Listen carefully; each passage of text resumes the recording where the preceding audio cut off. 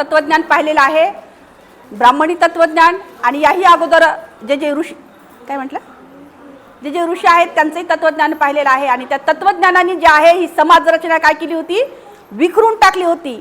परंतु जे महामानव आहेत डॉक्टर बाबासाहेब आंबेडकर, ही समाज रचना जी आहे त्यांनी समानतेच्या तत्वावर आणून ठेवली. आणि त्यांना सहकार्य करणारी जी माय माऊली माता रमाई, या रमाईनं जे आहे तिच्या त्यागामुळे या ठिकाणी डॉक्टर बाबासाहेब आंबेडकर निर्माण होऊ शकले.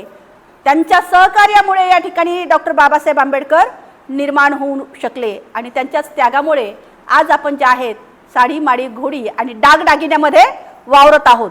जी सोन्याची दागिने आपल्याकडे आपण घालतो ही तिच्या त्यागाची मेहरबानी आहे. आणि जर लग्न कार्य असेल तर त्यामध्ये आपल्यामध्ये आणखीनच भर पडतं. आपल्या घरी जर कार्यक्रम असेल किंवा लग्न जर असेल तर त्या ठिकाणी आणखीनच काय होतं, आपल्याकडे भर पडते की नाही सोन्यामध्ये घालण्यामध्ये, आणखीनच जेवढे असेल तेवढे घालतो की नाही आपण, बरोबर आहे. तर अशा पद्धतीची ही भर पडते. तर ही कुणाची देण आहे, पाठीमागे काय बोलताय, काय म्हटलं मी, काय सांगते, तर ही कुणाची देण आहे मग, माता रमाईची आहे.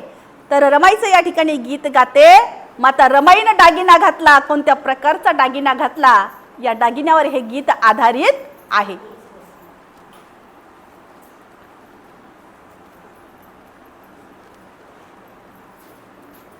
नको ग मजला डाग दागिन, आग नको ग मजला डाग दागिन, अन नको ते तसलं लेन,